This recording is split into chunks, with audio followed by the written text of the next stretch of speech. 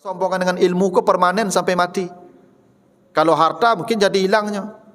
Kalau wajah mungkin hilangnya, Pak. Jabatan mungkin hilang. Tapi kalau ilmu sampai mati sombong dengan ilmu. Ko sabana santiang, Pak. Utak encer, baraja dari ketek lah sampai botak rambut itu dia baraja, Pak. Nilai dak tanggung rancaknya loh, kemampuan bagus. Cuman tas kurang. Nencik ko kuliah baraja orang mawara barajanya lalu pemain huru hara nilai yang tama kuliah saja jadi se tapi tasnya tabah lului anda zalim namanya dah.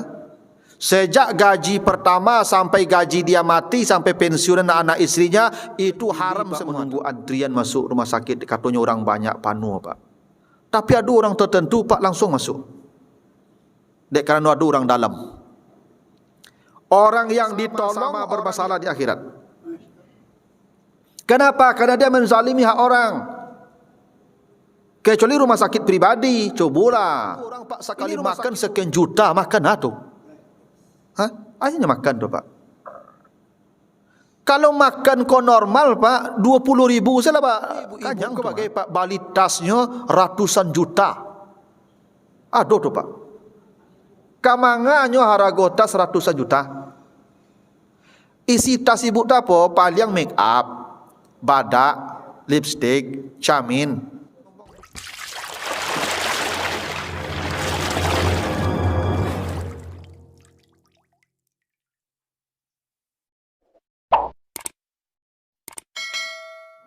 Wal mursalin wa ala alihi wa ashabihi ajmain. Bapak, ibu-ibu, kaum muslimin, jamaah subuh yang dimuliakan Allah. Kembali kita bersyukur kepada Allah atas segala karunia-Nya. Salawat dan salam untuk Nabi kita Muhammad sallallahu alaihi wasallam. Bapak Ibu yang saya muliakan, kita lanjutkan bahasan kita dalam surat An-Naba ayat yang ke-18 ketika Rasulullah menjelaskan makna bahwa nanti ketika ditiup sangkakala di hari kiamat, fatatuna afwaja, kamu akan datang menghadap Allah berkelompok-kelompok. Jadi nanti kita akan menghadap Allah setelah dibangkitkan dari kubur kita, kata Allah, afwaja. Afwaja itu artinya berkelompok-kelompok. Jamak dari faujun. Ya, nah, Nabi ditanya ya dalam hadis Muaz bin Jabal, apa maksud berkelompok-kelompok itu? Kata Nabi setelah Nabi menangis, ya, karena kata Nabi engkau menanyakan perkara yang sangat dahsyat. Kata Nabi, ketahuilah umatku nanti di hari kiamat akan dibagi Allah ke dalam 10 kelompok yang dipisahkan dari kelompok besar yang akan masuk surga. Nah, 10 kelompok itu sudah kita bahas 3. Ya, ada yang dibangkitkan dalam rupa kera, kiradah namanya. Ada yang dibangkitkan dalam rupa khanazir, babi. Dan ada yang dibangkitkan dalam keadaan munkisun, terbalik kakinya ke atas, kepalanya ke bawah, dan dia berjalan dengan wajah. Nah, 3-nya sudah kita bahas. Kita lanjutkan yang keempat. Apa kelompok yang keempat? Kata Nabi, faminhum umyun yataraddadun may yujiru fil hukmi. Satu kelompok umatku akan dibangkitkan Allah dalam keadaan buta. Umyun, tidak melihat, buta. Wa yataraddadun, mereka kebingungan.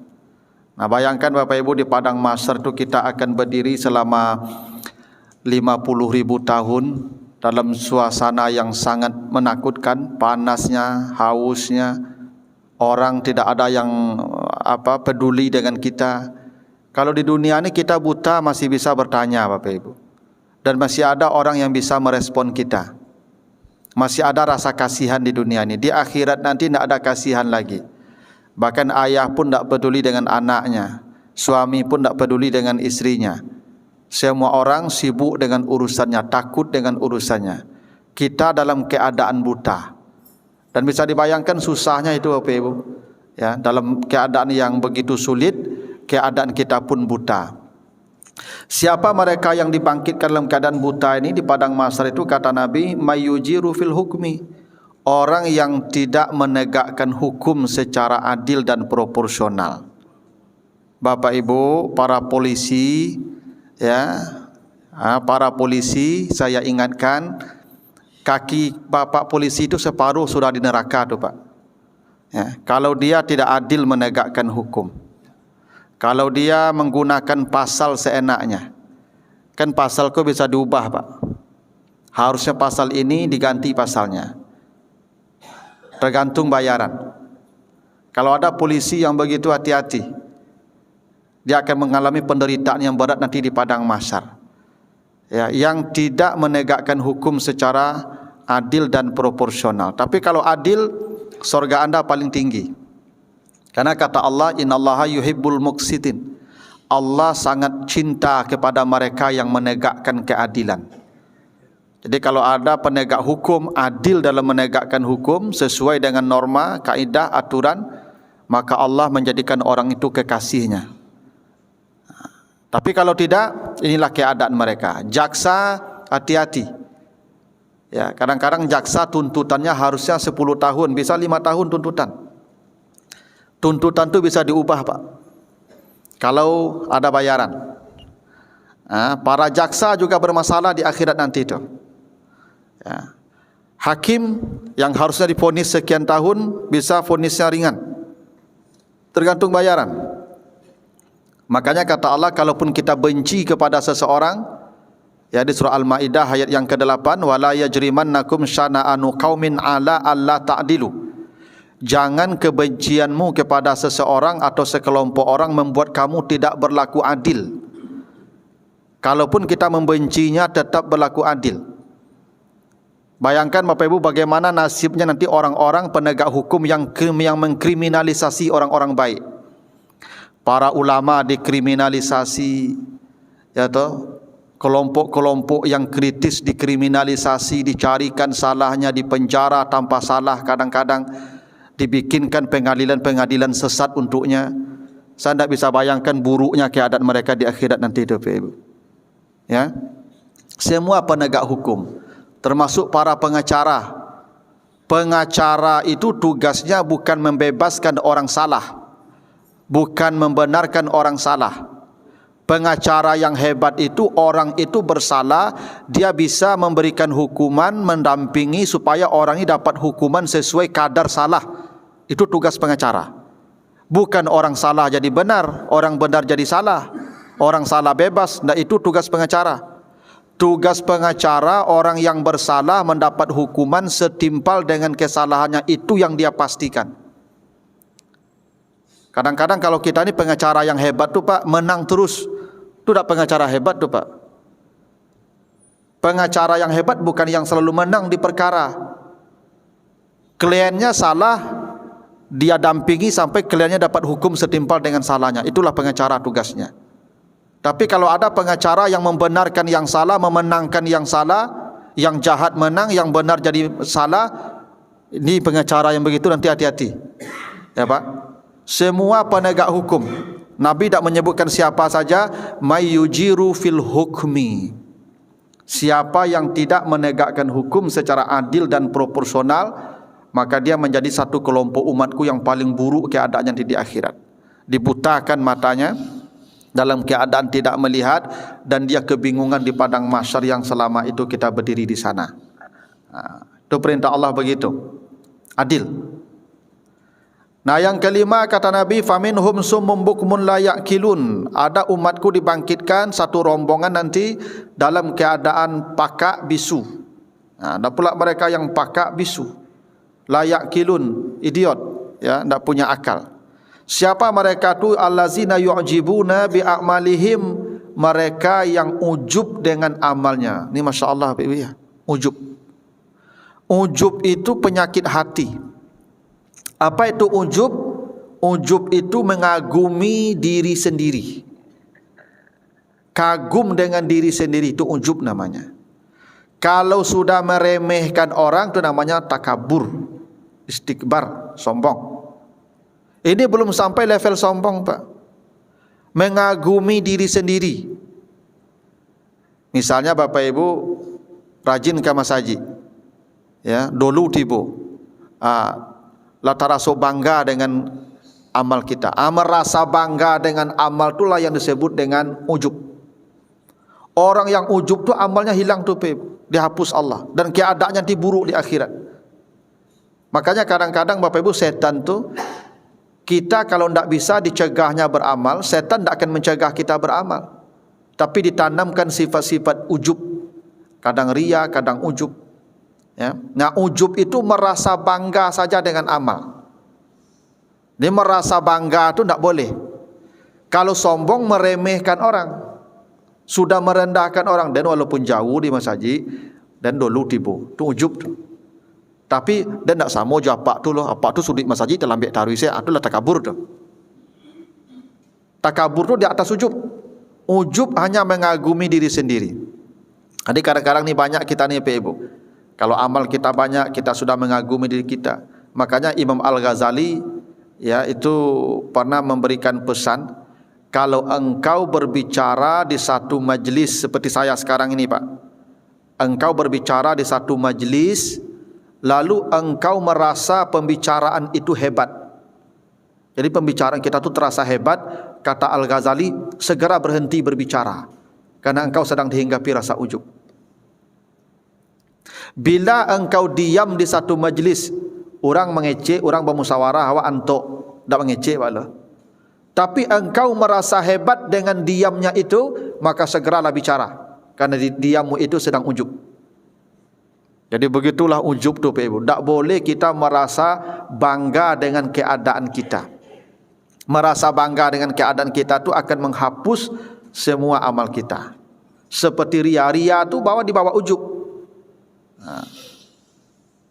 Lalu yang kelima, yang keenam kata Nabi, faminhum yamdughuna alsinatahum fahiya mudlatun ala sudurihim yasilul ki min afwahum lu'aba al ulama wal qasas allazina yukhalifu qauluhum fi'lahum.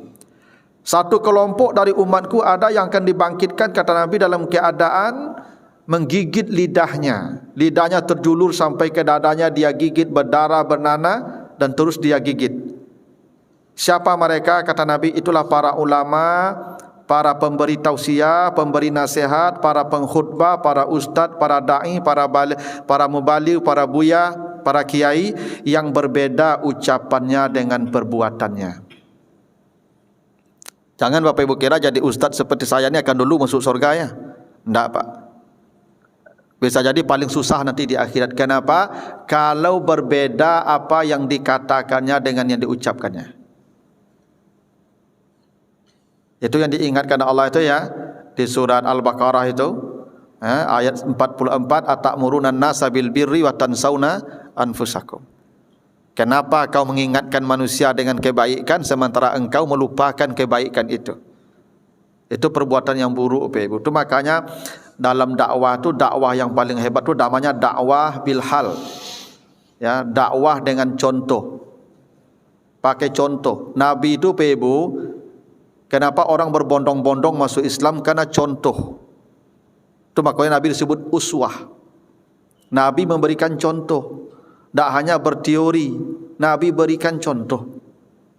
Nah, kalau ada orang kasih nasihat tapi dia tidak mengikuti nasihat itu, tuh. Dan ini bukan hanya berlaku pada ustaz, Bapak Ibu juga kadang begitu. Anak disuruh pergi ke masjid, ke masjid lah kalian lah, semayang lah. Azan orang, apa nak pergi masjid Pak? Dan jangan kecil, itu sama itu Pak. Kadang-kadang kita akan menyuruh anak untuk berbuat baik, kita aja tidak ikut. Mati apalah baca Quran lah. Baca Quran ni. Amak baca Quran, amak apa mau WA sebentar. Tak bisa tu Pak. Ibu kalau baca Quran, apa kalau suruh anak baca Quran, baca lu Quran dia awak. Kau anak suruh baca Quran awak main HP. Itu yang berbeda ucapan dan perbuatan tu. Bapak Ibu kalau ngajak orang, contohkan itu dulu. Jangan diajak seorang tapi contohkan. Makanya orang yang mengajak orang itu, kalau dia tidak melakukan apa yang diajarkan pada orang itu, bermasalah di akhirat ternyata tu Pak. Tuh, akan dibangkitkan dalam keadaan begitu, lidahnya dipanjangkan Allah dan dia menggigit lidahnya sampai berdarah dan itu pasti Bapak Ibu. Bukan dongeng itu. Nanti dah lihat kalau Bapak Ibu tak percaya. Karena Allah sebut begitu. Nabi ceritakan begitu. Kita tinggal tunggu saja hari itu nanti. Dan kita akan saksikan siapa yang begitu di dunia, dia akan mendapatkan bagian yang diceritakan Allah di akhirat. Banyak anda para ustaz yang beda ucapannya dengan perbuatannya. Banyak Pak. Ya, itu kenapa mohon maaf sekarang banyak ceramah ini tidak banyak manfaatnya bagi jamaah. Ya toh? Ulang ustaz jamaah situ je karena memang kadang tak ada contoh Pak. Ustaz kau tak bisa memberikan contoh, tak teladannya. Itu. Hanya berbicara tapi contoh tak. Itu Pak ya. Yang berbeda ucapan dengan perbuatan, auzubillah ya. Ya. Kemudian yang ketujuh kata Nabi, faminhum muqatta'atun aydiyahum wa arjulahum allazina yu'zunal jiran. Ini yang bahaya nih Pak. Ada orang kata Nabi dibangkitkan tanpa tangan, tanpa kaki. Tak ada tangan, tak ada kaki. Dia seperti mentimun saja. Begitu janji Allah begitu. Siapa mereka? Yu'zunal jiran, yang di dunia senang menyakiti tetangganya. Jadi urusan tetangga ini urusan berat Pak. Di padang mahsyar manusia yang paling celaka itu yang di dunia senang membuat tetangganya sakit. Itu kenapa Nabi ingatkan, man kana yu'minu billahi wa bil yaumil akhir falyukrim jarahu. Siapa yang beriman dengan Allah dan hari yang akhir, kalau ingin selamat dia di akhirat, muliakan tetangganya. Itu kenapa Nabi itu berkata begini, ausani Jibril bil jiran bil jiran bil jiran. Setiap Jibril turun mengantarkan wahyu, itu Jibril selalu berkata, tetanggamu, tetanggamu, tetanggamu. Setiap turun wahyu, tetanggamu, tetanggamu, tetanggamu, hatta sayuwarisuni. Seakan-akan Jibril hendak menjadikan tetangga saya itu ahli waris saya. Ahli waris itu Pak Ibu, dua saja. Dulu ada perwalian tiga, sekarang dua saja. Hubungan darah atau hubungan perkawinan, hanya itu jalan kita dapat waris. Tak ada yang lain. Hubungan darah atau hubungan perkawinan. Tapi kalau ada jalan ketiga orang dapat warisan, jalannya tetangga kata Nabi. Tetangga yang paling layak menjadi pewaris kita. Begitu hebatnya tetangga ni Pak Ibu. Maka jangan Bapak Ibu menyakiti tetangga kita. Kadang-kadang ada orang kok Pak tinggal di komplek, tiap pagi tiap sore membakar saruk Pak. Itu penyakit buruk tu Pak. Saruk dipanggang, asuknya masuk ke rumah orang. Ada orang sabah-sasa angok bagai, serang bajunya sedang baru dicuci, baru dijamu bagai, lakani asuk pagi, lakani asuk sore. Ibu bapak sampah itu masuk kantong, bayi tukang sampah, basidakah ke tukang sampah tu. Tak dibakar saruk lah. Kau masuk ke rumah kawan asuknya. Ibu bapak kau kawan bakar saruk di rumah, masuk ke rumah awak asuk atau kurung rumah awak tu asuk atau iruik surang. Tapi jangan lapen ke rumah orang asuknya Pak. Tu menyesu orang namun tu. Ada hobi orang situ tu Pak, membakar ko hobi bana. Itu. Bapak Ibu yang punya anak bujang, yang punya motor, tolong anda kenal potnya tu jangan dibuka, jangan diganti jo racing. Kadang orang baru kata kalau baru ko anak bujang pulang tengah malam nyogas hondanya masuk. Terkajut-kajut orang lalu dia Bapak Ibu. Tak boleh tu mengganggu tetangga, menyakiti tetangga tu tak boleh. Ya. Kadang orang ko dek malah komplain Bapak Ibu nya antuknya, tapi nya sakit sebenarnya Bapak Ibu tu dia awak. Dek perangai awak tu. Ya tu. Ada jamaah Bapak Ibu curhat kamu. Tapi bapak tu suami tu hebat Bapak Ibu. Sehingga cara meninggal pak pun sangat indah, ceritakan di situ indah mana meninggal pak tu Ustaz. Jadi pak tu kecik ibu tu lah, kami lah sekian tahun tinggal di situ Ustaz ini. Tapi tetangga masya-Allah batu tuturan atuknya tembakan ke tembok kami. Sehingga kalau labik hujan lah lambuk lah tembok kami ke. Ambo Pak Ustaz ampi tiuk sawanta ka komplain ke rumah orang sebelah tu, tapi dia apa istagahan tadi. Kecik pak tak usahlah komplain kenyo batu. Nyo tahu tu mah kalau atuk rumahnya ke tembok nyo tahu tu. Dan nyo tahu tu mah kalau atuk kane ke tembok ko lambuk temboknya pasti tahu tu mah. Tapi kok sanangnya model tu, ndak usah digaduh pada dialah. Balanyo bahagia biarlah. Tu bapak tu yang hebat tu Pak. Yang merusak, yang menyakiti tetangga tu bermasalah di akhir dipotong kaki tangannya besok sajalah Ibu kamu. Bapak Ibu kalau ambil tong sampah, jangan tong sampah tu dibuat di batai tanah awak jurang.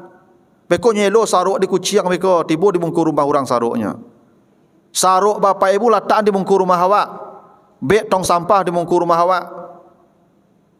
Tutui sampah awak tu, jangan sampai dia elo binatang. Awak punya saruk tu kau orang lah balakian saruk tu, kan tak amun Bapak Ibu tu. Ya tak? Begitu tetangga tu Bapak Ibu, jangan menyakiti tetangga kita. Jadikan, makanya kata Nabi, kalau kau masak makanan, bila kau masak sayur, ya, iza tabakhta maraqatan, kalau kau masak sayur, fa aksiru ma'aha, labianlah kuahnya, cak Nabi. Labian kuahnya, antan kuah tu kata tetanggamu. Kuah saja, Ustaz, iya kuah saja, antan kuah itu. Itu. Tapi kuah tu jangan buat antan kuah lo bisu. Tidak maksudnya pedulilah dengan tetangga. Kadang begini kan tak sadu orang hidupnya mampu loh Pak Ibu. Adanya masak mungkin sepotong ikannya Pak Ibu. Sepotong tak balik ikannya. Tak apa-apa, makanlah ikan itu. Nah tetanggamu kan mencium aroma masakanmu, antarkanlah itu kuahnya tadi. Maksudnya kepedulian dengan tetangga. Rasa peduli ini yang mahal. Itu pula kata Nabi, kalau tetanggamu memberikan sesuatu kepadamu, fakafi'uh, balas pemberiannya dengan yang setimpal. Jadi kalau ada tetangga mantan kuah Pak, ya balik lo Pak, pinjam kuah baliknya Pak. Dulu patang kuahnya, tang kuah lo balik. Kata Nabi, balaslah. Ya, balas pemberiannya itu. Tentu balas saja lebih baik. Kalau tidak bisa minimal setimpal. Makanya ibu-ibu kalau ada tetangga magi kue, magi makanan ke rumah, nonton jo piring, jangan piring kosong balian. Isi piring tu, apa kad isi lah, kok kata ruang, kok kapatai isi. Ya, kalau tidak ada yang kad isi, yang kacik Nabi, fadu'ulah, doakan dia. Bu, mohon maaf ya, lah dua piring ibu di rumah hamba, malu hamba rasanya tu mah bantan piring ibu, tapi kosong saja jadi tak ada yang bu paisi lo, hamba doaan saya ibu, mudah-mudahan rezeki ibu lapang. Tu minimal itu, minimal begitu Pak. Begitu adab ya tetangga tu, ya tetangga tu kata Nabi seperti keluarga, dia berhak jadi pewaris kita kalau tidak ada ahli waris, kira-kira begitu bahasa Jibril tadi. Maka jangan sakiti tetangga kita. Ada orang kau Pak Ibu yo tetangga tak bersapuan sampai mati Pak. Sumayang rajin, ya ibadah rajin, tapi ya tetangga tak belok sampai mati. Itu kamangai duit namo Pak Ibu tu. Ya tak? Padahal tetangga itu manusia yang paling menentukan kita nanti di akhirat. Ini hadisnya begitu. Yu'zuna al-jiran. Lalu yang ke-8 kata Nabi, faminhum musallabun ala juzu'in minan nar fasu'a minan nas ila sultan. Ada orang nanti kata Nabi akan dikekang dengan kekangan api di padang mahsyar itu, sudah dikekang dia. Seperti Bapak Ibu kan pernah lihat ada filem-filem ya. Filem dulu Nabi Isa disalib Pak ya. Dikekang ya. Di rantai kakinya, dikabik ke tangannya ke kayu. Itu namanya musallabun. Disalib, dibuatin kayu, ya, atau dikabein badan ke kayu tu, Ibu, disuruh berjalan je tu, atau musallabun namanya. Ada orang begitu nanti di padang mahsyar. Siapa mereka? Ini fasu'a bin nas ila sultan, yang tukang sogok, yang tukang suap, yang mengambil hak orang dengan cara batil. Nih, Bapak Ibu yang jadi pegawai karena menyogok, siap-siaplah keadaannya begitu. Bapak Ibu yang jadi pejabat karena menyogok, siap-siaplah keadaannya dengan itu. Karena Bapak Ibu yang menyogok itu mengambil hak orang secara zalim. Bahkan Bapak Ibu, misalnya tes CPNS, nenciik ko sabana santiang Pak, utak encer, baraja dari ketek lah sampai botak rambut itu dia baraja Pak. Nilai dak tanggung rancaknya loh, kemampuan bagus, cuman tas kurang, dak berisi tasnya lah. Nenciik ko kuliah baraja sa baraja, orang mau barajanya lalu bermain huru hara nilai yang tama, kuliah saja jadi saya, tapi tasnya tabah, lului. Anda zalim namanya dah.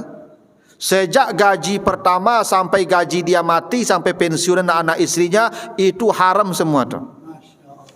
Karena dia dapat dengan cara yang haram. Haram semua itu. Bila dia memulai dengan cara yang haram, maka endingnya semuanya haram. Itu kenapa Bapak Ibu kita disuruh sa'i. Sa'i itu artinya bekerja. Bekerja. Sa'i itu makuk simbolnya berlari-lari Pak. Bakar rajo Pak. Dari mana kita mulai sa'i? Minas safa. Safa itu artinya suci, sufi. Bekerjalah dari cara yang suci. Bekerjalah dengan cara yang bersih dari safa, sufi. Di mana berakhir sa'i? Marwah. Marwah itu artinya kepuasan. Bapak Ibu haus, lalu minum air ketika haus itu namanya rawa. Menuangkan air begini namanya rawa. Itu makuk riwayat itu menuangkan cerita dari atas ke bawah. Itu riwayat namanya. Marwah itu menuangkan air ke mulut orang yang kehausan. Itu namanya rawa. Hasilnya kepuasan marwah.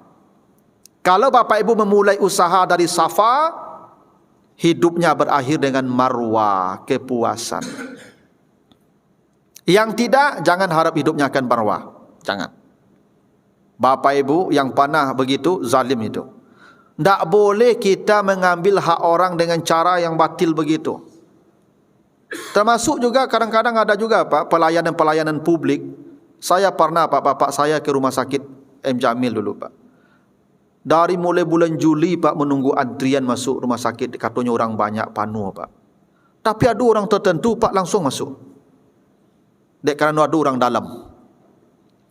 Orang yang ditolong, orang yang menolong sama-sama bermasalah di akhirat. Kenapa? Karena dia menzalimi hak orang. Kecuali rumah sakit pribadi, cobalah. Ini rumah sakit umum, publik punya, tak ada pelayanan khusus di tempat publik. Di tempat publik semua layanan harus sama. Bila ada pelayanan khusus karena ada orang dalam itu yang bermasalah. Jadi Bapak Ibu jangan ditolong-tolong orang. Dan hanya kedekatan lalu ditolong, dipotong hak orang lain yang lah antri panjang selama kau. Zalim tu Pak, percayalah Pak kamu.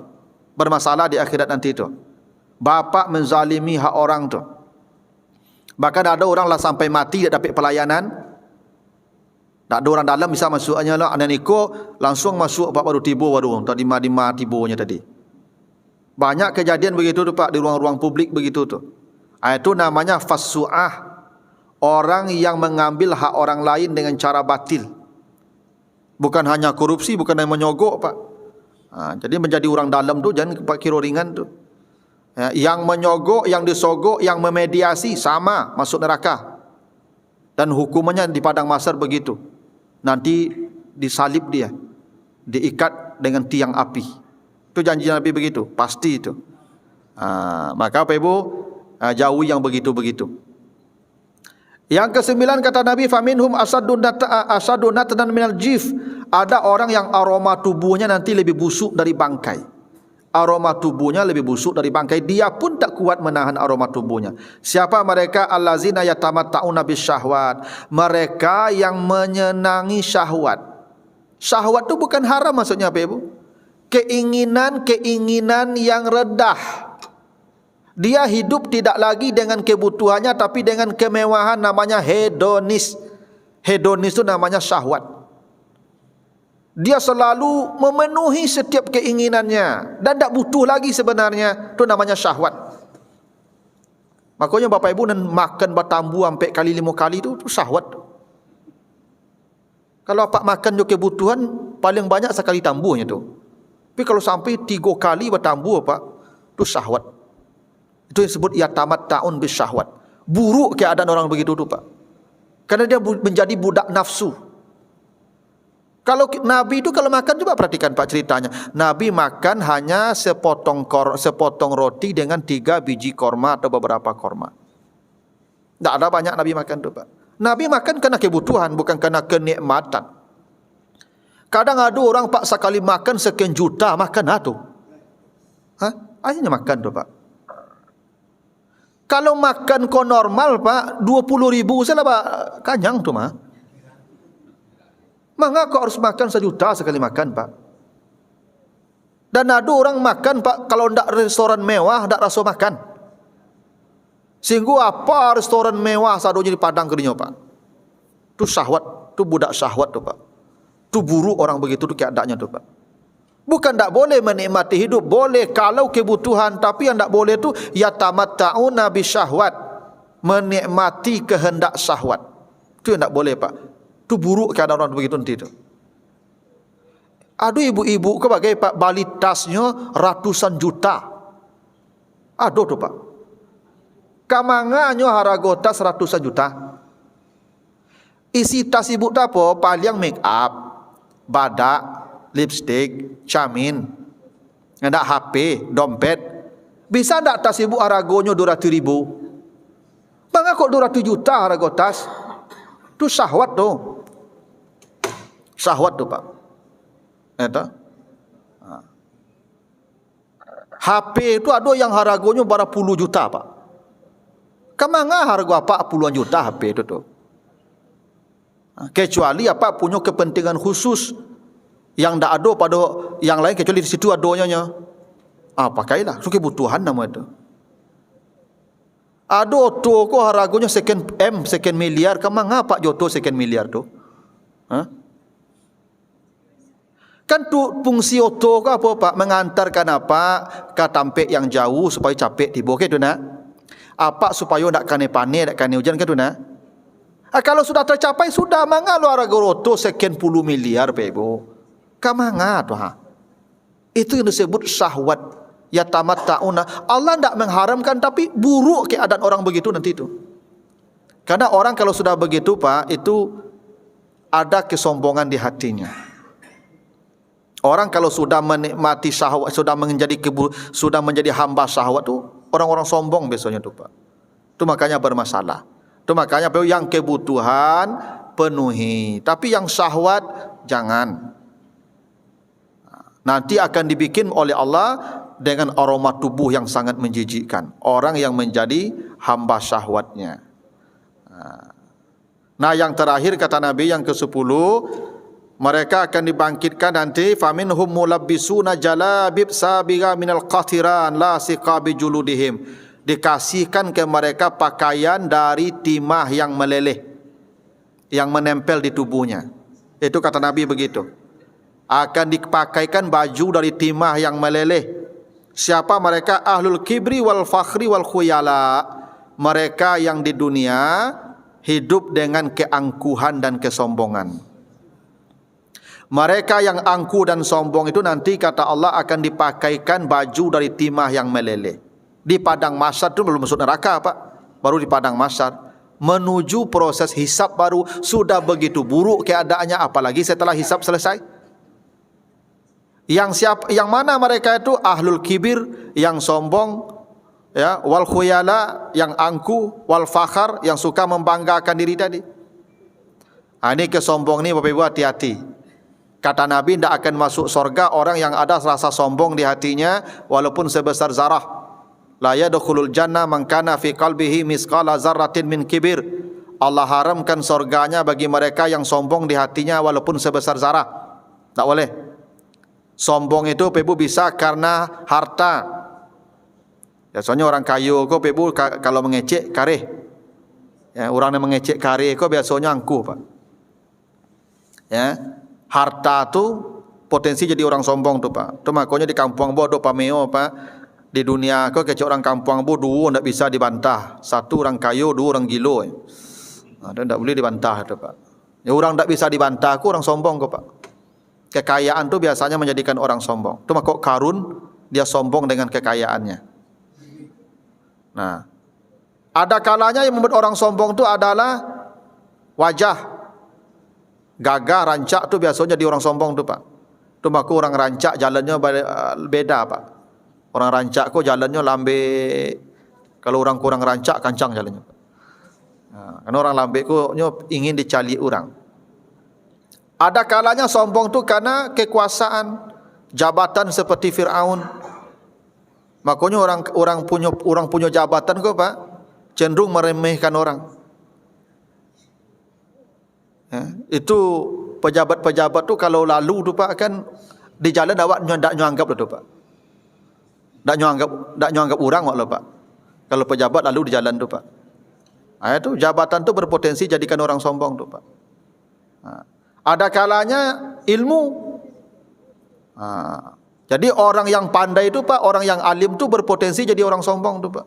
Bahkan kesombongan dengan ilmu ke permanen sampai mati. Kalau harta mungkin jadi hilangnya. Kalau wajah mungkin hilangnya Pak. Jabatan mungkin hilang. Tapi kalau ilmu sampai mati orang sombong dengan ilmu ni Pak Ibu. Sampai mati tu Pak. Orang sombong dengan ilmu ni sampai mati. Ya. Apa ciri orang sombong dengan ilmu? Kalau tidak mau mendengar orang ni, karena itu. Kalau mulai tidak mau mendengar orang Pak, karena itu. Yang tidak mau mendengar orang tu Pak, ini mengecek tu. Yang dikecek tidak berguna. Nama kecek tu rendah, dah tahu saya buat tu basuh tu. Sombong tu. Nah kalau ada begitu, itulah akibatnya tidak baik. Dan bisa jadi orang sombong kerana ibadahnya Pak. Bapak Ibu yang rajin beribadah bisa jadi itu. Kalau lah merasa ibadah kita lebih baik dari orang, mohon maaf Ibu, kan ada sekarang tu sadu orang ko salah saya Pak. Sadu orang ko bid'ah saya. Sasik saya, masuk neraka saya. Tu hati-hati tu Pak. Bisa jadi setan masuk tu. Kita berbeda dengan orang tu biasa. Tapi mengatakan orang sesat masuk neraka itu jangan. Jangan. Tak boleh. Karena kata Allah, wallahu a'lamu biman ahda sabila. Allah yang paling tahu siapa yang paling dapat hidayah. Tugas engkau beramal saja sesuai dengan ilmu yang kau ada, yang kau ketahui. Beramal saja sesuai ilmu yang kau punyai. Jangan memponis orang sesat. Kalau sudah memponis orang sesat, artinya kita merasa diri kita yang paling benar. Merasa diri yang paling benar itu dilarang sombong. Wala tuzakku anfusakum. Jangan merasa dirimu yang paling bersih. Tak boleh Pak. Sombong tu. Saya sering katakan ke kawan-kawan tu. Jangan pernah mengatakan orang itu sesat dan salah. Kita hanya beda pemahaman. Itu. Beda pemahaman biasa. Namanya juga pemahaman yang salah dapat pahala satu, yang benar dapat pahala dua. Tapi jangan menyesatkan orang. Tak boleh. Kalau dia salah, sampaikan apa yang benar menurut kita. Ikut alhamdulillah. Dia tolak, tak apa-apa. Tugas kita hanya menyampaikan. Tak lebih dari itu. Makanya Pak Ibu, saya tak pernah mengajarkan jamaah saya itu untuk tak boleh belajar ke Ustaz Sianu.